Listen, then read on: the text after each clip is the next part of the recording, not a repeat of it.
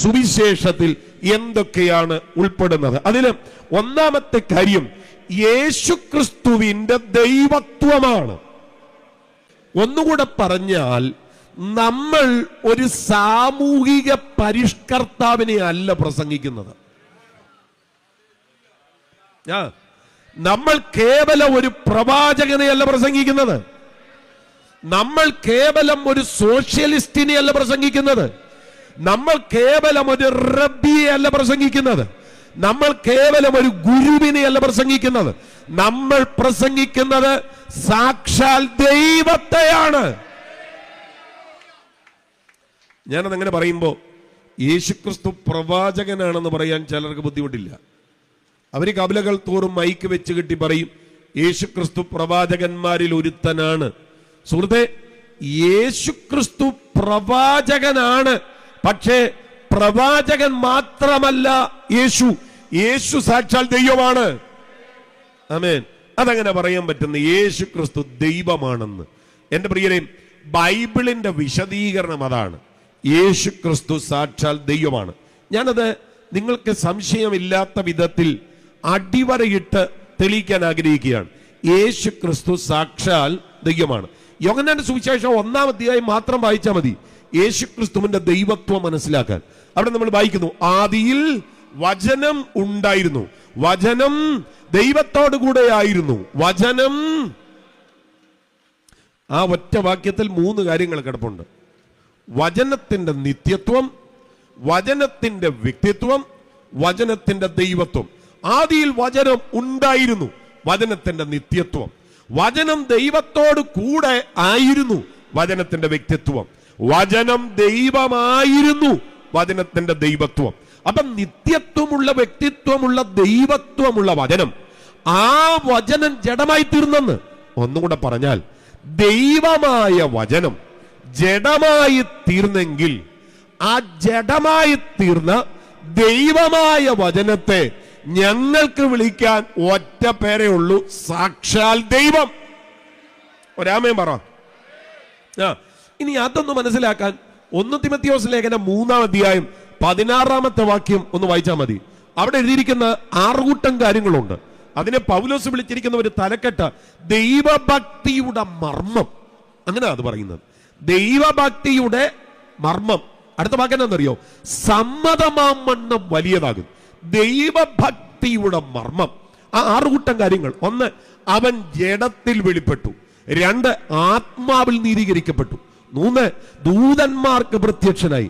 4, ജാതികളുടെ ഇടയിൽ പ്രസംഗിക്കപ്പെട്ടു. 5, ലോകത്തിൽ വിശ്വസിക്കപ്പെട്ടു. 6, തേജസ്സിൽ എടുക്കപ്പെട്ടു.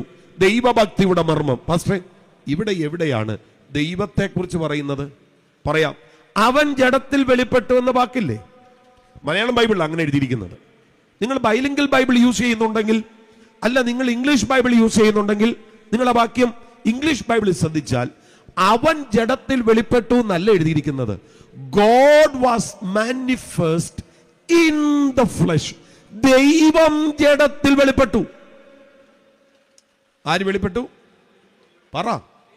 ദൈവം. ദൈവം ജഡത്തിൽ വെളിപ്പെട്ടു. അപ്പൊ അവിടുന്ന് ആരാണ്? ദൈവമാണ്. ആ ദൈവം എന്ത് ചെയ്തു? ജഡത്തിൽ വെളിപ്പെട്ടു. അതുകൊണ്ടാണ് ഞാൻ പറഞ്ഞത്, യേശുക്രിസ്തുവിന്റെ ദൈവത്വം സുവിശേഷത്തിന്റെ അന്തസത്തയിലെ 1-ാമത്തെ കാര്യമാണ്. മരിച്ചു മൺമറിഞ്ഞു പോയ ഒരുവനെ അല്ല നമ്മൾ പ്രസംഗിക്കുന്നത്, സാക്ഷാൽ ദൈവമായിരുന്നവൻ. ഇനി അവിടെ ഒരു ചോദ്യമുണ്ട്. നിങ്ങൾ പറഞ്ഞല്ലോ ദൈവം ജഡത്തിൽ ഇറങ്ങി വന്നതാണ് യേശുക്രിസ്തു എന്ന്. എന്തിനാ ഇറങ്ങി വന്നത്? ഉത്തരം ക്ലിയറാ. മക്കൾ ജഡരക്തങ്ങളോട് കൂടിയവർ ആകൊണ്ട് അവനും അവരെ പോലെ ജഡരക്തങ്ങളോട് കൂടിയവനായി ഇറങ്ങി വന്നു. അതാണ് കർത്താവായ യേശുക്രിസ്തു. അപ്പൊ അവിടുന്ന് സാക്ഷാൽ ദൈവമാണ്. ഈ ദൈവം എന്ന് പറയുമ്പോൾ നിങ്ങൾ ശ്രദ്ധിക്കണം, പിതാവാൻ ദൈവത്തോട് കോ ഈക്വലായ, കോ എറ്റേണലായ ആമേൻ ദൈവമാണ് കർത്താവായ യേശുക്രിസ്തു. നമ്മൾ തൃത്വം വിശ്വസിക്കുന്നവരാ, പിതാവ്, പുത്രൻ, പരിശുദ്ധാത്മാവ്. അതിൽ കോ ഇക്വാലിറ്റിയാണ്, കോ എറ്റേണലാണ്. എന്നോടൊപ്പം വരണം. പിതാവാൻ ദൈവത്തോട് തുല്യനായവനാണ് കർത്താവായ യേശുക്രിസ്തു. ഞാനത് തെളിയിക്കാൻ വേണ്ടി പല വാക്യങ്ങൾ പറയാം. അതിൽ ഒരു വാക്യം യോഹന്നാൻ 5:18 യോഹന്നാൻ 5:18 നിങ്ങൾ ശ്രദ്ധിച്ചേ. അവിടെ എന്ത് എഴുതിയിരിക്കുന്നത്? തന്നെത്താൻ ദൈവത്തോട് സമനാക്കിയെന്ന്. ദൈവത്തെ സ്വന്തം പിതാവെന്ന് വിളിച്ച് തന്നെത്താൻ ദൈവത്തോട് സമനാക്കി. ആ വാക്ക് നന്നായിട്ട് ശ്രദ്ധിച്ചോ. Making himself equal with God. English ബൈബിളിൽ അങ്ങനെ എഴുതിയിരിക്കുന്നത് making himself equal with God. ദൈവത്തോട് തന്നെത്താൻ സമനാക്കി. അപ്പോ യേശു ക്രിസ്തു പിതാവാം ദൈവത്തോട് ഇക്വാലിറ്റി ഉള്ളവനാണ്. ഇനിയും ഇത് മനസ്സിലാക്കാൻ അടുത്ത ഒരു വാക്യം കൂടെ ഞാൻ പറയാം. അത് ഫിലിപ്പിയ ലേഖനം 2-ാം അധ്യായം അതിന്റെ 6-ാമത്തെ വാക്യമാണ്. ദൈവത്തോടുള്ള സമത്വം മുറുകെ പിടിച്ചുകൊള്ളണമെന്ന് വിചാരിക്കാതെ, did not try to remain equal with God. ഈ ഫാൻ ഇങ്ങോട്ടൊന്ന് തിരിച്ചു വെക്കരുത്, നല്ലതായിരുന്നു. Making himself equal with God എന്ന് യോഹന്നാന്റെ സുവിശേഷത്തിൽ പറയുമ്പോൾ ഇവിടെ പറയുന്നു did not try to remain equal with God. ആ ഇക്വാലിറ്റിയിൽ തുടരണമെന്ന് ആമേൻ നിർബന്ധം പിടിക്കാതെ. എന്നോടൊപ്പുണ്ടെങ്കിൽ ഒരു ആമേൻ പറ. സ്തോത്രം. അപ്പൊ പിതാവാം ദൈവത്തോട് ഈക്വലാണ് കർത്താവായ യേശു ക്രിസ്തു. അവിടുന്ന് സാക്ഷാൽ ദൈവമാണ്. കൊലോസ്യ ലേഖനം 1-ാം അധ്യായത്തിന്റെ കൊലോസ്യ ലേഖനം 1-ാം അധ്യായത്തിന്റെ 16, 17, 18 വാക്യങ്ങൾ വായിക്കുമ്പോൾ കർത്താവായ യേശു ക്രിസ്തുവിനെ അവിടെ വിളിക്കുന്ന പേര് ക്രിയേറ്റർ എന്ന്. ക്രിയേഷൻ അല്ല, ക്രിയേറ്ററാണ്. സ്തോത്രം. ഒന്നുകൂടെ, ക്രിയേറ്ററാണ്. ക്രിയേറ്റർ ആണെങ്കിൽ സാക്ഷാൽ ദൈവമാണ്. യേശു ക്രിസ്തു സാക്ഷാൽ ദൈവമാണ്. The creator. നിങ്ങൾ ആ ഭാഗം ശ്രദ്ധിച്ചാലേ 4 മണ്ഡലങ്ങളായിട്ടാണ് സകലത്തെ തിരിച്ചിരിക്കുന്നത്. സ്വർഗത്തിലുള്ളത്, ഭൂമിയിലുള്ളത്, ദൃശ്യമായത്, അദൃശ്യമായത്, കർത്തൃത്വങ്ങളാകട്ടെ, സിംഹാസനങ്ങളാകട്ടെ, വാഴ്ചകളാകട്ടെ, അധികാരങ്ങളാകട്ടെ, സകലവും അവൻ മുഖാന്തരവും അവനായിട്ട് സൃഷ്ടിക്കപ്പെട്ടു. ആ വാക്കുണ്ടോ? അവൻ മുഖാന്തരമാണ്, അവനായിട്ടാണ്. അതുകൊണ്ടാണ് ഞാൻ പറഞ്ഞത് അവിടുന്ന് ക്രിയേറ്ററാണ്. ആമേൻ. യേശുക്രിസ്തുവിനെ യോഹന്നാന്റെ വെളിപ്പാട് പുസ്തകത്തിൽ ദൈവമെന്നാണ് വിളിക്കുന്നത്. ഇരിക്കുന്നവൻ, ഇരുന്നവൻ, വരുന്നവനുമായ സർവശക്തിയുള്ള ദൈവം, അങ്ങനെ വിളിച്ചിരിക്കുന്നത്. വെളിപ്പാട് 1:8 ഇരിക്കുന്നവനും ഇരുന്നവനും വരുന്നവനുമായ സർവശക്തിയുള്ള ദൈവം. അൽഫ ഒമേഗ, അങ്ങനെയാണ് അവിടുത്തെ നാമം. അൽഫ ഒമേഗ എന്ന ഭാഷ. അൽഫ അത് ഗ്രീക്ക് അക്ഷരമാല. അൽഫ, ബീറ്റ, ഗാമ, ഡെൽറ്റ, എപ്സിലോൺ, സീറ്റ, ഈറ്റ, തീറ്റ ഇങ്ങനെ തുടങ്ങുന്ന ആ ഗ്രീക്ക് അക്ഷരമാലയിലെ ആദ്യത്തെ അക്ഷരം അൽഫ, അവസാനത്തെ അക്ഷരം ഒമേഗ. അൽഫ ഒമേഗ എന്ന് പറഞ്ഞാൽ തുടക്കവും ഒടുക്കവുമാണെന്നാണ്. അതുകൊണ്ട് തന്നെയാണ് പറയുന്നത് അവിടുന്ന് സാക്ഷാൽ ദൈവമാണ്. ശബ്ദമുയർത്തി ഹല്ലേലൂയ പറഞ്ഞാണ്. ഹല്ലേലൂയ.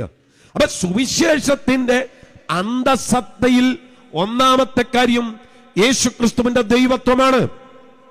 സുവിശേഷത്തിന്റെ അന്തസത്തയിൽ രണ്ടാമത്തെ കാര്യം അവിടുത്തെ കന്യകാജനനമാണ്. കേൾക്കുന്നുണ്ടോ?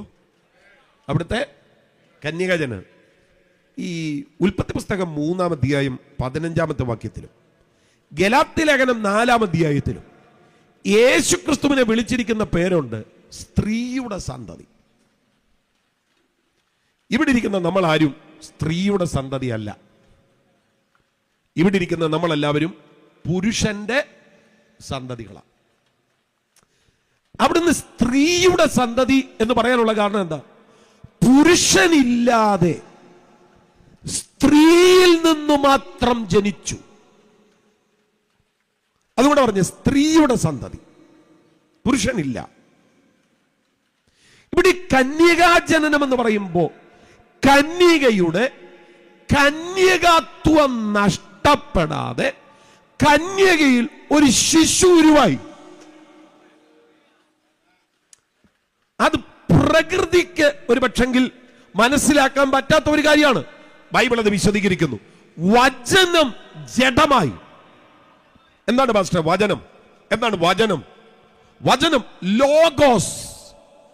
ലോഗോസ് ലോഗോസ് എന്ന് പറഞ്ഞാൽ എന്താണ്? ലോഗോസ് അതിന് രണ്ട് അർത്ഥങ്ങൾ പറയാം. ഒന്ന്, ദ സേയിങ്സ് ഓഫ് ഗോഡ്. രണ്ട്, the decree of God. Logos written വേർഡാണ്. അതിനെ നമുക്ക് വിളിക്കാൻ കഴിയുന്ന പേരാണ് ദ സേയിങ്സ് ഓഫ് ഗോഡ്. രണ്ട്, ദ ഡിക്രി ഓഫ് ഗോഡ്. കേൾക്കുന്നുണ്ടോ? അതാണ് വചനം. അപ്പൊ ആ വചനം എന്തായി? ജഡമായി. ഒന്നിച്ചു പറ. ആ വചനം ജഡമായി. ഏത്? ദൈവത്തിന്റെ വായിൽ നിന്ന് പുറപ്പെട്ട ആ വചനം ജഡമായി. ആമേൻ. നമ്മളെ ഈ വചനത്തെ 2 തിമോഥെയോസ് ലേഖനം 3-16 വാക്യത്തിൽ വായിക്കുന്നു.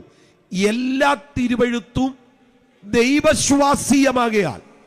എല്ലാവരും കൂടെ ചേർന്ന് പറഞ്ഞേ, തിരുവെഴുത്ത് എങ്ങനെയാ? ദൈവശ്വാസീയം എന്ന് പറഞ്ഞാൽ മനസ്സിലായോ? ദൈവം നിശ്വസിച്ചത്, ഗോഡ് ബ്രെത്തഡ്. ദൈവം നിശ്വസിച്ചത്, ദൈവത്തിൽ നിന്ന് പുറപ്പെട്ടത്. എല്ലാ തിരുവെഴുത്തും ദൈവശ്വാസീയമാണ്. സ്തോത്രം. ദൈവത്തിൽ നിന്ന് പുറപ്പെട്ടത്. അപ്പൊ ദൈവത്തിൽ നിന്ന് പുറപ്പെട്ട വചനം, ആ വചനം മറിയയുടെ ഉദരത്തിൽ ഒരു ശിശുവായി. അതാ ഞാൻ പറഞ്ഞത്, കന്യകയുടെ കന്യകത്വം നഷ്ടപ്പെടാതെ കന്യകയിൽ ഒരു ശിശു ഉരുവാകുന്നു. അതിന് ബൈബിൾ പറയുന്ന പേരാ വചനം ജഡമായി. സ്ത്രീയുടെ ഇഷ്ടത്താലല്ല, പുരുഷന്റെ ഇഷ്ടത്താലല്ല, വചനം ജഡമായി. ആരെങ്കിലും ചോദിക്കുക എങ്ങനെ സംഭവിക്കും? ഞാൻ പറയാം, നമ്മുടെ ദൈവം ഓൾമൈറ്റി ഗോഡാണ്, സർവശക്തനായ ദൈവമാണ്. ആമേൻ. ഞാൻ സർവശക്തിയുള്ള ദൈവം എന്ന് പറയുമ്പം മനസ്സിലാക്കാൻ വേണ്ടി പറയാം. ഇവിടെ എല്ലാം light, generator, sound system, keyboard, camera, അതിൻ്റെ സംവിധാനങ്ങളെല്ലാം ഉണ്ട്. ഇതെല്ലാം എന്തെങ്കിലും ഒരു മെറ്റീരിയൽ കൊണ്ടാണ് ഉണ്ടാക്കിയിട്ടുള്ളത് എല്ലാം. പക്ഷെ നിങ്ങൾ ശ്രദ്ധിച്ച്, സൂര്യനെയൊക്കെ ദൈവം ഉണ്ടാക്കിയത് എങ്ങനെ? എന്തെങ്കിലും സ്പെയർ പാർട്സുകൾ കൂട്ടിയോജിപ്പിച്ചല്ല. ഒരു സ്പെയർ പാർട്സ് കടയിൽ നിന്ന് കുറെ സ്പെയർ പാർട്സുകൾ വാങ്ങിയൊന്നുമല്ല സൂര്യനെ ഉണ്ടാക്കിയത്. പകൽ വാഴുവാൻ വലിയ വെളിച്ചവും രാത്രി വാഴുവാൻ ചെറിയ വെളിച്ചവും അവിടുന്ന് ഉണ്ടാക്കിയപ്പോ ഉണ്ടാകട്ടെ എന്ന് കൽപ്പിച്ചതേ ഉള്ളൂ. കേൾക്കുന്നുണ്ടോ? ഉണ്ടാകട്ടെ എന്ന് കൽപ്പിച്ചതേ ഉള്ളൂ. അവ ഉണ്ടായി. രാമൻ പറ. ഹല്ലേലൂയ. അല്ല, ദൈവം തല പുകച്ചില്ല. ഇനിയിപ്പോ ഏത് സ്പെയർ പാർട്സ് വെച്ചുണ്ടാക്കിയാൽ സൂര്യനെ ഉണ്ടാക്കാം. സൂര്യനെ ഉണ്ടാക്കി കഴിഞ്ഞിട്ട് ചന്ദ്രന്റെ കാര്യത്തിൽ കർത്താവിന് ഒരു ടെൻഷനും ഇല്ലായിരുന്നു. ഉണ്ടാകാൻ പറഞ്ഞതേ ഉള്ളൂ. അവൻ കൽപ്പിച്ചു, അങ്ങനെ സംഭവിച്ചു. Jesus almighty God. മീനിനെയൊക്കെ ഉണ്ടാക്കിയപ്പോ, ഇവിടെ ഈ ഹാർബറുകളൊക്കെ ഉണ്ടല്ലോ, മീനിനെയൊക്കെ ഉണ്ടാക്കിയപ്പോ, സമുദ്രത്തിലെ സകല ജീവജാലങ്ങളെ ഉണ്ടാക്കിയപ്പോ, മത്തിയും പരൽമീനും, എനിക്കറിയത്തില്ല എല്ലാറ്റിൻ്റെയും പേര്, ഇതെല്ലാം പെട്ടെന്ന് അങ്ങ് ഉണ്ടാക്കി. കർത്താവ് ടെൻഷൻ ഒന്നും അടിച്ചില്ല. ഇനി തിമിംഗലത്തെ എങ്ങനെ ഉണ്ടാക്കുമെന്ന്. ഉണ്ടാകട്ടെ എന്ന് പറഞ്ഞതേ ഉള്ളൂ. ആ വേർഡാണ് സൃഷ്ടിച്ചത്. അതേ ക്രമത്തിൽ ദൈവത്തിന്റെ വായിൽ നിന്ന് പുറപ്പെട്ട വചനം ജഡമായി. അതാ ഞാൻ പറഞ്ഞത്, കന്യകാജനനം. പുരുഷനെ കൂടാതെ ഒരു ശിശു ഉരുവായി. ആമേൻ. അപ്പൊ സുവിശേഷത്തിന്റെ അന്തസത്തയിൽ 2 കാര്യങ്ങൾ ഞാൻ പറഞ്ഞു. ഒന്ന്, യേശുക്രിസ്തുവിന്റെ ദൈവത്വം. 2, അവിടുത്തെ കന്യകാജനനം. 3, അവിടുത്തെ പാപരാഹിത്യം. നന്നായിട്ട് കേട്ടോണം. പാപരഹിതനായി ഒരുവനെ ഉലക ചരിത്രത്തിലുള്ളൂ. ആ പേര് നമുക്ക് എല്ലാവർക്കും കൂടെ ചേർന്ന് ഉച്ചത്തിൽ എന്ന് പറയാം, കർത്താവായ യേശു ക്രിസ്തു. ഹല്ലേലൂയ. പാസ്റ്ററേ, അതെങ്ങനെ അങ്ങനെ പറയാൻ പറ്റുന്നത്? യേശു ക്രിസ്തു പാപരഹിതനാണെന്ന് അത് ബൈബിൾ പറയുന്നു. അസന്നിഗ്ധമായി പ്രഖ്യാപിക്കുക. നിങ്ങൾ എബ്രായ ലേഖനം 7-ാം അധ്യായം 26-ാമത്തെ വാക്യം ശ്രദ്ധിച്ചാൽ യേശുക്രിസ്തുവിനെ വിളിച്ചിരിക്കുന്ന കുറെ പേരുകളുണ്ട്. പവിത്രൻ, നിർദോഷൻ, നിർമ്മലൻ, പാപികളോട് വേർപെട്ടവൻ, സ്വർഗത്തെക്കാൾ ഉന്നതൻ. എല്ലാവരും കൂടെ ചേർന്ന് നിന്നുണ്ടെന്ന് പറഞ്ഞേ. പവിത്രൻ, പറഞ്ഞോ. പവിത്രൻ, നിർദോഷൻ, നിർമ്മലൻ, പാപികളോട് വേർപെട്ടവൻ, സ്വർഗത്തെക്കാൾ ഉന്നതൻ യേശുക്രിസ്തു. പവിത്രൻ എന്ന് പറഞ്ഞാൽ ഹോളി, ഹോളി. ഈ യെശയ്യാവ് കണ്ട മഹത്വ ദർശനത്തില് 6 ചിറകുകളുള്ള സെറാഫുകൾ 2 കൊണ്ട് മുഖം മൂടി, 2 കൊണ്ട് പാദം മൂടി, 2 കൊണ്ട് പറന്നുകൊണ്ട് പാടിയ പാട്ടിനകത്തെ വാക്കുകൾ നിങ്ങൾ ശ്രദ്ധിച്ചാൽ 3 വാക്കേ ഉള്ളൂ. പരിശുദ്ധൻ, പരിശുദ്ധൻ, പരിശുദ്ധൻ. ഒന്നും കൂടെ, പരിശുദ്ധൻ, പരിശുദ്ധൻ, പരിശുദ്ധൻ. Holy, holy, holy. അവിടുന്ന് പവിത്രനാണ്, ഹോളിയാണ്. എന്താ ഈ നിർദോഷൻ? സിമ്പിളാണ്, ഇന്നസെന്റ്. അവിടുന്ന് ഇന്നസെന്റ് ആണ്. എന്താണ് നിർമ്മലൻ? ഫോൾട്ട്ലെസ് ആണ്. ഒരു ഫോൾട്ടും ഇല്ല കർത്താവിൽ. ഒരാമേ പറ. നമ്മളൊക്കെ പറന്നു പോകുന്ന പറപക്ഷിക്കും ബൈനോക്കുലർ വെച്ചിട്ട് നമ്മൾ കുറ്റം പറയുന്നവരാ. ഇനി വാ എന്തെങ്കിലും ഒന്ന് പറഞ്ഞിട്ട് വിടാമെന്ന് പറയുന്നവരാ. പക്ഷെ കർത്താവായ യേശുക്രിസ്തു നിർമ്മലൻ ആണ്. അവിടുന്ന് പാപരഹിതനാണ്. ഈ പാപികളോട് വേർപെട്ടവൻ എന്ന് പറയുന്ന വാക്കുണ്ടല്ലോ, പാപികളോട് വേർപെട്ടവൻ. ഞാനത് വിവിധ ഭാഷാന്തരങ്ങളിൽ വായിച്ചപ്പോൾ പാപികളോട് വേർപെട്ടവൻ എന്നുള്ള ആ വാക്ക് എനിക്ക് ഏറ്റവും അധികം ഇഷ്ടപ്പെട്ട ഒരു പദം, not influenced by sinners. Not influenced by sinners. പാപികളോട് വേർപെട്ടവൻ എന്ന് പറഞ്ഞാൽ അവരോട് സഹകരിച്ചില്ലെന്നല്ല.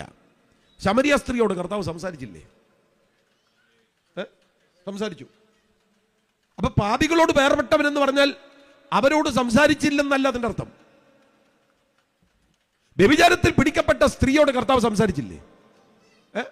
അവിടെ അല്ല നിലത്തെഴുതിയത്. ചുങ്കക്കാരൻ ചുങ്കസ്ഥലത്തിരിക്കുമ്പോ പറഞ്ഞില്ലേ, പോരാൻ പറഞ്ഞില്ലേ? ചുങ്കക്കാരനായ സക്കായി കാട്ടത്തിയുടെ പുറത്തിരിക്കുമ്പോ കർത്താവ് പറഞ്ഞു, വേഗം ഇറങ്ങി വാ, ഇന്ന് ഞാൻ നിന്റെ വീട്ടിൽ പാർക്കും. കർത്താവ് പാപികളോട് ഇടപെട്ടിട്ടുണ്ട്, പക്ഷേ പാപികളാൽ സ്വാധീനിക്കപ്പെട്ടില്ല. Not influenced by sinners. ഒരൊറ്റ പാപിയാലും അവിടുന്ന് സ്വാധീനിക്കപ്പെട്ടിട്ടില്ല. ഹല്ലേലൂയ. അതാ കർത്താവായ യേശുക്രിസ്തു പാപരഹിതൻ. പക്ഷേ ഇതുകൊണ്ട് മാത്രം യേശുക്രിസ്തു പാപരഹിതനാണെന്ന് പറയുകയാണോ? അല്ല. ഞാൻ ഒത്തിരി വാക്യങ്ങൾ പറയാം. യോഹന്നാൻ 8:46 യേശു പറഞ്ഞു, നിങ്ങളിൽ ആർക്കെന്റെ പാപത്തെക്കുറിച്ച് ബോധം വരുത്താം? ചലഞ്ച് ചെയ്ത് ചോദിക്കുകയാണ്. 90% ബുദ്ധിജീവികൾ ഉരുത്തിരിഞ്ഞിട്ടുള്ള യഹൂദന്മാരുടെ നടുവിൽ നിന്നിട്ട് കർത്താവ് ചോദിക്കുന്നു, ആരാണ് എന്റെ പാപത്തെക്കുറിച്ച് ബോധം വരുത്തുന്നത്? ആരാണ് ബോധം വരുത്തുന്നത്? അവിടുന്ന് പാപരഹിതനാണ്. എബ്രായ ലേഖനം 4-ാം അധ്യായം 15-ാമത്തെ വാക്യം, പാപം ഒഴികെ സർവത്തിലും നമുക്ക് തുല്യനായി പരീക്ഷിക്കപ്പെട്ടവൻ. പാപം ഒഴികെ പാപരഹിതനാണ് കർത്താവായ യേശുക്രിസ്തു. 1 പത്രോസ് 2:22, അവിടുന്ന് പാപം ചെയ്തിട്ടില്ല. പത്രോസ് പറയുക, പാപം ചെയ്തിട്ടില്ല. യേശുവിനെ 30 വെള്ളിക്കാശിന് കാണിച്ചു കൊടുത്ത യൂദാ പറയുന്നു, ഞാൻ കുറ്റമില്ലാത്ത രക്തത്തെ കാണിച്ചു കൊടുത്തു. അവിടുന്ന് പാപരഹിതനാണ്. ഹല്ലേലൂയ.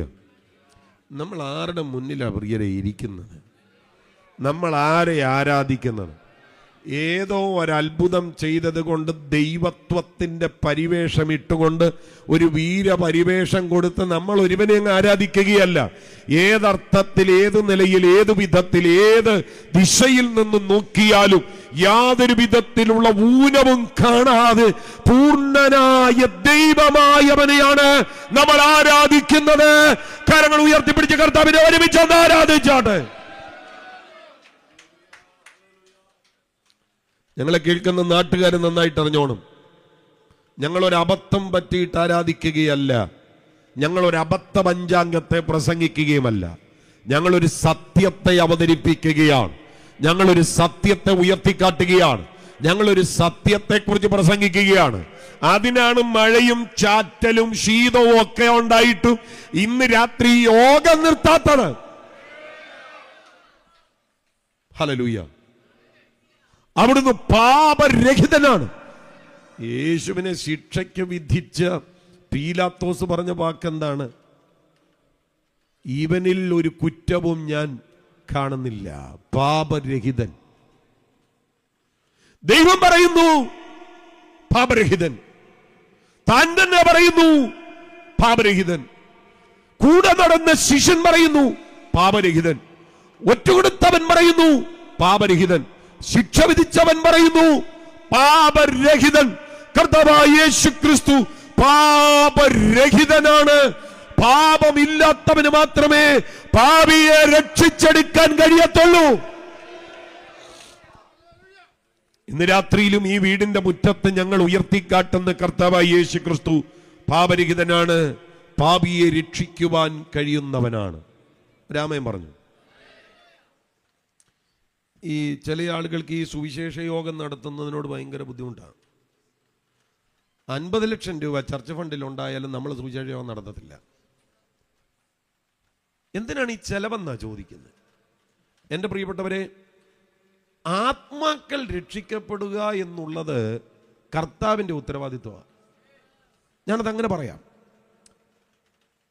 ഞാനോ ഭൂമിയിൽ ഉയർത്തപ്പെട്ടാൽ സകലരെ എങ്കിലേക്ക് നമ്മുടെ ഉത്തരവാദിത്വം എന്താ? യേശുവിനെ ഉയർത്തുക. ആകർഷിക്കുന്നത് ആരാ? ദൈവ. അപ്പം നമ്മൾ നമ്മുടെ ഡ്യൂട്ടി ചെയ്താൽ മതി. നമ്മൾ യേശുവിനെ ഉയർത്തി കാണിക്കും. രാമൻ പറഞ്ഞു, നമ്മൾ യേശുവിനെ ഉയർത്തി. അതെങ്ങനെ പറ്റുമെന്ന് ചോദിച്ചാൽ പറ്റുന്ന വിധത്തിലൊക്കെ ഉയർക്കണം. Oh Jesus, hallelujah. മുറ്റ കൺവെൻഷൻ ഇത്രയൊക്കെ മതിയെന്നേ, ഇത്ര സൗണ്ടൊക്കെ മതി. അങ്ങോട്ടൊരു സ്പീക്കർ തിരിച്ചു വെച്ച് ഇങ്ങോട്ടൊരു സ്പീക്കർ തിരിച്ചു വെച്ച് മതിയെന്നേ. അതെ, ഈ വന്ന് കേൾക്കാത്തവനെ ചെന്ന് കേൾപ്പിക്കണം. അപ്പോൾ നിങ്ങൾ മിണ്ടുന്നില്ല. വന്ന് കേൾക്കാത്തവനെ, ഇവിടെ ആശ്രാമ മൈതാനത്തൊക്കെ ഒരു യോഗം നടത്താൻ മേലാഞ്ഞിട്ടല്ലെന്നേ. നമ്മളെല്ലാവരും കൂടി യോഗം നടക്കത്തില്ലയോ? നടക്കും. പക്ഷേ ഇവിടുത്തുകാർ അങ്ങോട്ട് വരത്തില്ല. നിങ്ങൾ വരത്തില്ലെങ്കിൽ നിങ്ങൾ ഉള്ളിടത്ത് വന്ന് പ്രസംഗിക്കുമെന്ന് ഞാൻ നിങ്ങളോട് പറയാം. എൻ്റെ പ്രിയരെ, നിങ്ങളുടെ വീടിൻ്റെ മുറ്റത്ത് ഒരിക്കലെങ്കിലും ഒരു യോഗം നടത്തണം. ഇത്ര മതിയെന്ന്, ഇത്ര മതി. ഒരിക്കലെങ്കിലും ഒരു യോഗം നടത്തണം. ഇതിന് വലിയ LED വാളിൻ്റെ ആവശ്യമൊന്നുമില്ല. യേശുവിനെ ഉയർത്തണം. നമ്മൾ എന്താ വിശ്വസിക്കുന്നതെന്ന് പറയണം. ഈ സുവിശേഷത്തിൻ്റെ ഒരു പ്രത്യേകത എന്നാണെന്നറിയാം. ഇതൊരു വിത്ത. ദൈവവചനത്തെ ആവർത്തിച്ച് പറയുന്ന കാര്യം, ഇത് വിത്താണ്. ഈ നെല്ല്, ഗോതമ്പ്, ഇങ്ങനെ ഒരുപാട് വിത്തുകളുണ്ട്, പയറ്, അല്ലേ? ഇതുപോലെ പല ടൈപ്പ് വിത്തുണ്ട്. ഇതിനെല്ലാം ഒരു നിശ്ചിത കാലയളവുണ്ട്. ആ നിശ്ചിത കാലയളവിൽ വിത്ത് കുഴിച്ചിട്ടെങ്കിൽ ഇല്ലെങ്കിൽ കിളുക്കത്തില്ല. ശരിയാണോ? പക്ഷെ ഈ വചനം അങ്ങനല്ല. ഒരിക്കൽ വീണാ മതി, 15 വർഷം കഴിഞ്ഞിട്ടാണേലും സംഗതി കിളിർക്കും. ഇതൊരു വിതയാ, ഇത് വിതയാ. ഇതിന്റെ റിസൾട്ട് എന്താന്ന് പറയാൻ പറ്റത്തില്ല. ചിലപ്പോ ഇന്ന് കിളിർക്കും. അഹരോന്റെ വടി ഒരു മുറിക്കകത്ത് വെട്ടി കുത്തി വെച്ചപ്പോ ഒറ്റ രാത്രി കൊണ്ട് അത് തളിർത്തു, പൂത്തു, കായ്ച്ചു. ഒറ്റ രാത്രി എടുത്തുള്ളൂ. സ്തോത്രം. അപ്പൊ സെക്കൻഡുകൾ കൊണ്ട് ചിലപ്പോ ഇത് ബലമാകും, ചിലപ്പോ വർഷങ്ങൾ എടുത്തിട്ടേ ബലമാകത്തുള്ളൂ. സെക്കൻഡുകൾ കൊണ്ട് റിസൾട്ട് ഉണ്ടാക്കിയാലും ഉണ്ടാക്കിയില്ലേലും അത് ദൈവത്തിന്റെ കാര്യം. നമ്മുടെ ഡ്യൂട്ടി ഇത് പറയുക എന്നുള്ളതാണ്. നമ്മുടെ ആയുസ്, നമ്മുടെ ആരോഗ്യം, നമ്മുടെ സമ്പത്ത്, ഇതെല്ലാം കർത്താവ് തന്നതാണ്. ഹല്ലേലൂയ. ചിലപ്പോൾ നമ്മൾ പാടും, സർവവും യേശുനാഥനായി സമർപ്പണം ചെയ്തിടുന്നു സ്നേഹമോടെ ഞാൻ. ഭാര്യയുടെ പെൻഷനും ഭർത്താവിൻ്റെ പെൻഷനും പിന്നെ ഇഷ്ടം പോലെ റബ്ബറുമുള്ള ഒരു വീടിൻ്റെ മുറ്റത്ത് ഒരു യോഗം നടത്തി. ആ അച്ചായൻ പിറ്റേ ഞായറാഴ്ച സാക്ഷ്യം പറഞ്ഞു, പ്രിയപ്പെട്ടവരെ, ഈ മാസത്തെ ചെലവിനുള്ളത് മുഴുവൻ തീർന്നെന്ന്. ആകെ ചെലവായ പൈസ 3500 രൂപയാണ്. ഇങ്ങനെയുള്ള ഒരു യോഗം നടത്തരുത്. സ്വോത്രം. കണക്ക് പറയാനാണെങ്കിൽ യോഗം നടത്തരുത്. ഈ മാസത്തെ ചെലവിന് എന്ന് പറഞ്ഞു കഴിഞ്ഞാൽ പുള്ളിക്കൊരു ബഡ്ജറ്റ് ഉണ്ട്. ബാങ്കിൽ നിന്ന് ഇത്ര രൂപയെ ഈ മാസം എടുക്കാൻ പാടുള്ളൂ, അത് കഴിഞ്ഞു. അതാ പറഞ്ഞ ചെലവിനുള്ള, അല്ലാതെ പഞ്ഞം വന്നിട്ടല്ല. 2 പെൻഷനും ഇഷ്ടം പോലെ ഏക്കർ കണക്കിന് റബ്ബറും പിന്നെ മക്കളുടെ വരുമാനം എല്ലാം ഉള്ള വീടാണ്. 3500 രൂപ മുടക്കിയപ്പോൾ അച്ഛന് ബുദ്ധിമുട്ടായി. ഒരിക്കലെങ്കിലും യോഗം നടത്തണം. നല്ല ഒരു ഒരു ഒരു ഒരു ഒരു കുരു വന്നാൽ പോരെ 1.5 ലക്ഷം പോകാൻ? ഇതൊന്നും വരാതെ സ്തോത്രം. കർത്താവ് സൗഖ്യത്തോടെ സൂക്ഷിച്ചപ്പോ നിങ്ങൾ മിണ്ടുന്നില്ല. അയ്യോ, ഞാൻ പറഞ്ഞത് സുവിശേഷ യോഗം നടത്തണം. എല്ലാ മുറ്റങ്ങളിൽ നടത്തണം. പന്തലിടാൻ പറ്റുമെങ്കിൽ ഇട്ട് നടത്തണം. അന്തസ്സായിട്ട് നടത്താൻ പറ്റുമോ അങ്ങനെ നടത്തണം. ഇനി അതൊന്നും പറ്റത്തില്ല ഈ പരുവത്തിൽ, സ്തോത്രം, അമ്മ പന്തലൊന്നും ഇല്ല, 4 ടാർപ്പ വലിച്ചു കെട്ടിയിട്ടാണെങ്കിൽ അങ്ങനെ നടത്തണം. അയ്യോ, അതിന് ഈ സ്റ്റേജ് പോലും വേണമെന്നില്ലെന്ന്. ഇതുപോലും അധികമാ. ഈ പോഡിയം വേണമെന്നില്ല. കേൾക്കാൻ 2 സ്പീക്കർ കൊണ്ട് വെക്കണമെന്നേ ഉള്ളൂ. ഒരിക്കലെങ്കിലും മുറ്റത്തൊരു യോഗം നടത്തുക. പാസ്റ്ററെ, നിങ്ങളൊക്കെ വിളിച്ചാൽ വരുമോ? ഞങ്ങൾ വരും, വന്നില്ലെങ്കിലും കുഴപ്പമില്ലെന്ന്. വിളിച്ചാൽ ഉറപ്പായിട്ടും വരും. അജി പാസ്റ്റർ വിളിച്ചോണ്ടല്ലേ ഞാൻ ഇവിടെ വന്നേ. വിളിച്ചാൽ വരും അല്ലേ? വിളിച്ചാൽ വരും. ഇനിയും ഞങ്ങളെ വിളിക്കണ്ടെന്നേ. സ്തോത്രം. ജോൺ പാസ്റ്റർ പ്രസംഗിക്കട്ടെ, ഗീവർഗീസ് പാസ്റ്റർ പ്രസംഗിക്കട്ടെ, യോവാശ് പാസ്റ്റർ പ്രസംഗിക്കട്ടെന്ന്. ഹലോ, അജി പാസ്റ്റർ പ്രസംഗിക്കട്ടെന്ന്. യേശുവിനെ ഉയർത്തണം. ഞാനോ ഭൂമിയിൽ ഉയർത്തപ്പെട്ടാൽ യേശുവിനെ ഉയർത്തണം. ഇന്ന് രാത്രി യോഗസ്ഥലത്ത് അതാ നടക്കുന്നത്. ആമേൻ. ഞാൻ പറഞ്ഞത് ഉയർത്താൻ കൊള്ളാവുന്ന ആളാ നമ്മുടെ കർത്താവായ യേശു ക്രിസ്തു. അവിടുന്ന് പാപരഹിതനാണ്. അപ്പൊ സുവിശേഷത്തിൽ ഉൾക്കൊണ്ട് നിൽക്കുന്ന 3 കാര്യങ്ങൾ ഞാൻ പറഞ്ഞു കഴിഞ്ഞു. 1, യേശുക്രിസ്തുവിന്റെ ദൈവത്വം. 2, കന്യകാ ജനനം. 3, അവിടുത്തെ പാപരാഹിത്യം. 4, അവിടുത്തെ പ്രായശ്ചിത്ത ബലിമരണം. പ്രായശ്ചിത്ത മരണം. പീലാത്തോസിന്റെ ദൗർബല്യമോ, ഇസ്കരിയോത്ത യൂദാവിന്റെ സാമിഭക്തിരാഹിത്യമോ, ശീമോൻ പത്രോസിന്റെ ഭീരുത്വമോ ഇതൊന്നുമല്ല യേശുക്രിസ്തുവിന്റെ മരണത്തിന്റെ കാരണം. അവിടുന്ന് സാക്ഷാൽ മരിക്കാനായിട്ട് വെളിപ്പെട്ടവനാണ്. യേശുവിന്റെ മരണത്തെ വിളിക്കുന്ന പേരാണ് വിക്കേറിയസ് ഡെത്ത്. വിക്കേറിയസ് ഡെത്ത്. വിക്കേറിയസ് എന്ന് പറയുമ്പോൾ സബ്സ്റ്റിറ്റ്യൂട്ടാണ്, പകരമായിട്ടുള്ള മരണം. ഈ വിക്കേറിയസ് എന്ന പദത്തിൽ നിന്ന് വിഖാർ എന്ന പദം വന്ന. വിഖാർ കേട്ടിട്ടില്ലേ? വിഖാർ കേട്ടിട്ടില്ല? അത് തന്നെ. വികാരി അച്ഛൻ എന്ന് കേട്ടിട്ടില്ലേ? പകരക്കാരൻ എന്ന ആശയം.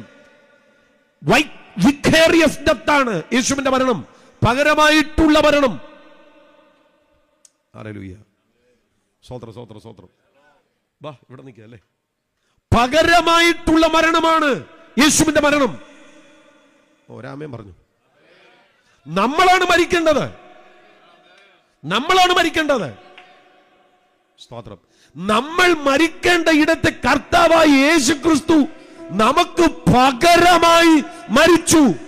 ആ മരണത്തെ വിളിക്കുന്ന പേരാണ് പ്രായശ്ചിത്ത മരണം. നമുക്ക് നരകമായിരുന്നു ഉണ്ടായിരുന്നത്, വൻപൻ നരകം.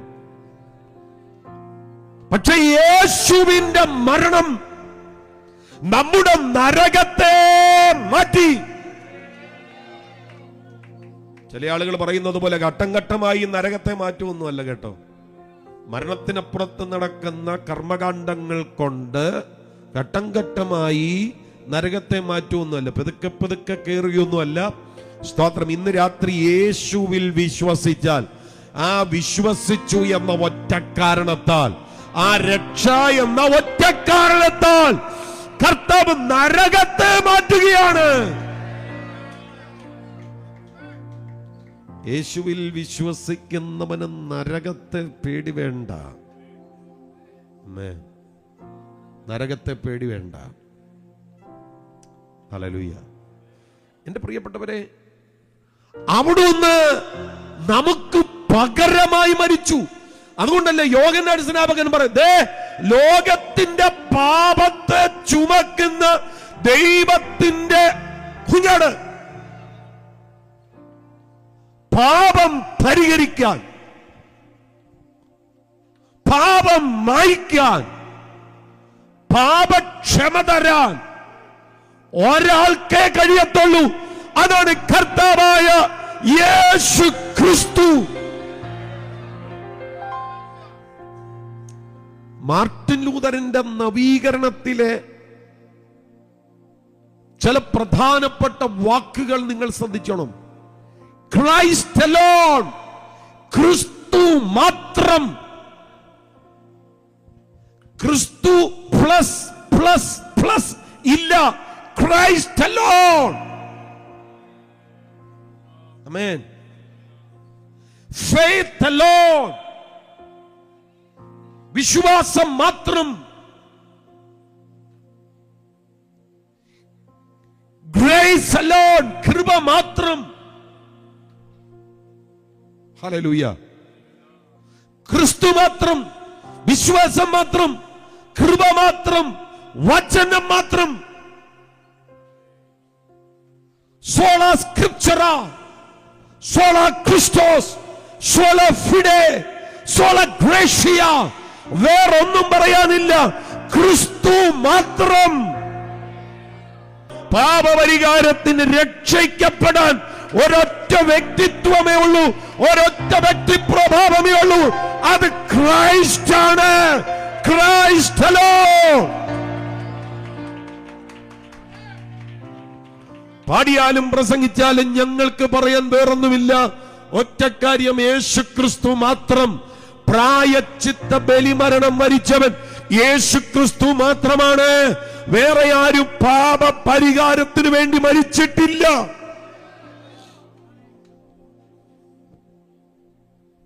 ഹല്ലേലൂയ.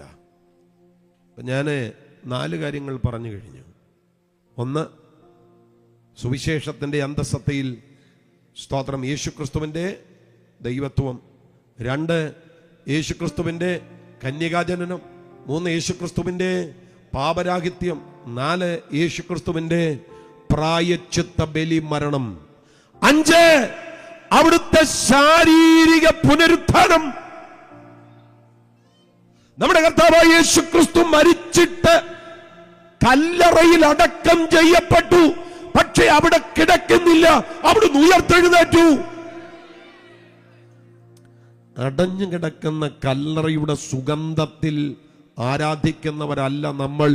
തുറന്നു കിടക്കുന്ന കല്ലറയുടെ ജയഘോഷം ആഘോഷിക്കുന്നവരാ നമ്മൾ. സ്തോത്രം, സ്തോത്രം, സ്തോത്രം. പലസ്തീനിൽ ചെന്നാൽ കാണാം, അവൻ ഇവിടെ ഇല്ല, അവൻ ഉയർത്തെഴുന്നേറ്റു. ഹല്ലേലൂയ. മരണം കൊണ്ട് അവസാനിച്ചവനല്ല കർത്താവായ യേശു ക്രിസ്തു.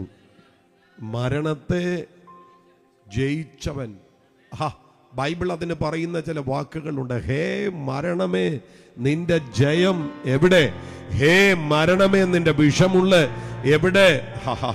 മരണത്തിന്റെ ജയത്തെ, അതിന്റെ വിഷമുള്ളിനെ തകർത്തിട്ട് നമ്മുടെ വാഴ്ത്തപ്പെട്ട കർത്താവ് ഉയർത്തെഴുന്നേറ്റു.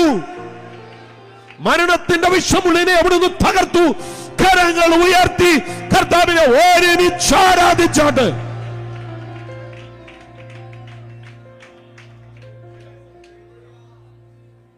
പത്രോസിന്റെ പ്രസംഗത്തിൽ പത്രോസ് പറയുന്നുണ്ട്, മരണത്തിന് അവനെ പിടിച്ചു വെക്കാൻ കഴിഞ്ഞില്ല. മരണത്തിന് അവനെ പിടിച്ചു വെക്കുന്നത് അസാധ്യമായിരുന്നു. ദൈവമോ മരണപാശങ്ങളെ അഴിച്ചു. മരണത്തിന്റെ ഒരു കയർ, മരണപാശം, മരണത്തിന്റെ ഒരു ഭാഷ ഉണ്ടായിരുന്നു. പക്ഷെ ദൈവം അതിനെ അഴിച്ചു. ദൈവമോ മരണപാശങ്ങളെ അഴിച്ചു. മരണത്തിന് അവനെ പിടിച്ചു വെക്കുന്നത് അസാധ്യമായിരുന്നു. അവിടുന്ന് മരിച്ചിട്ട് ഉയർത്തെഴുന്നേറ്റു.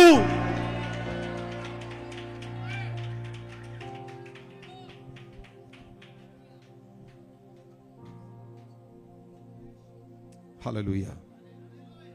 നമ്മുടെ ഫെയ്ത്തിന്റെ ഏറ്റവും കാതലായ കാര്യമാണ് ഞാൻ പറയുന്നത്. നമ്മുടെ കർത്താവായ യേശു ക്രിസ്തുവിന്റെ ശാരീരിക പുനരുത്ഥാനം. മതം അത് തടയാൻ ശ്രമിച്ചു. രാഷ്ട്രീയ ശക്തി അത് തടയാൻ ശ്രമിച്ചു. പൈശാചിക ലോകം അത് തടയാൻ ശ്രമിച്ചു. മതം എന്നാ ചെയ്തെന്നാ പറയുന്നത്? അന്നാഫും കയ്യഫാബും പീലാത്തോസിന്റെ അരമനയ്ക്കകത്ത് ഒത്തുകൂടിയില്ലേ? അതാ മതം. അധ്യക്ഷന്മാർ. രാഷ്ട്രീയം. റോമൻ ഗവർണർ അല്ലായിരുന്നോ പീലാത്തോസ്? പൈശാചിക ലോകം മതവും രാഷ്ട്രീയവും ഒരുമിച്ചുള്ള ഒരു ബാന്ധവം അവിടെ രൂപപ്പെട്ടു. പക്ഷെ മുഴുവൻ കൂട്ടുകെട്ടുകളെയും ദൈവം തകർത്തു. ഞാൻ ആത്മാവിൽ പ്രവചന ദൂതായിട്ടൊരു വാക്ക് പറയാം. എന്റെ പ്രിയരെ, നിയോഗത്തിന്റെ വഴിയിൽ സഞ്ചരിക്കുന്ന നിനക്കെതിരെ ഏതു മതരാഷ്ട്രീയ പൈശാചിക ബാന്ധവങ്ങൾ ഒരുമിച്ച് നിന്നാലും ദൈവശക്തി ചലിച്ചാൽ നിന്നെ പിടിച്ചു വെക്കാൻ ഒക്കത്തില്ല. വിശ്വസിക്കാതെ വിശ്വസിക്കുക. ഒതുക്കാനും തകർക്കാനും ഒക്കെ ശ്രമങ്ങളുണ്ട്, പക്ഷെ ഒന്നും നടക്കത്തില്ല. Glory, glory, glory. ഇന്നലകളിൽ ഇതെല്ലാം ഒരുപാട് ഉണ്ടായിട്ടുണ്ടെങ്കിലും ഒന്നും വിജയിച്ചില്ലെന്ന്. ഇന്നും നടക്കില്ല. നമ്മൾ വ്യക്തിപരമായി അത് വിശ്വസിച്ചോണം. ഒതുക്കാൻ പറ്റില്ല. ഞാൻ വിശ്വസിക്കുന്ന കാര്യം പറയാം. അഭിഷേകമുള്ളവന് ഒന്നും ചെയ്യാൻ പറ്റത്തില്ല. അഭിഷേകം വഹിക്കുന്നവന് ഒന്നും ചെയ്യാൻ പറ്റത്തില്ല. എത്ര ഒതുക്കാൻ ശ്രമിച്ചാലും ഒരു ഘട്ടം കഴിയുമ്പോൾ അവൻ അതിനെ പൊളിച്ചു പുറത്തു കൊണ്ടുവരും. ശിംശോനെ കെട്ടിയ കയറ് കത്തിയ ചണനാര് പോലെ ആയതുപോലെ അഭിഷേകമുള്ളവനെ കെട്ടാൻ പറ്റും, പക്ഷേ അവൻ അതിനെ കുടഞ്ഞു കളയും. പിടികിട്ടുന്നവരുണ്ടെങ്കിലോ രാമയം പറ. ഹല്ലേലൂയ. അവിടുന്ന് ഉയർത്തെഴുന്നേറ്റെന്ന്. ജീസസ് അവിടുന്ന് ഉയർത്തെഴുന്നേറ്റു. അവിടുന്ന് ഉയർത്തെഴുന്നേറ്റു.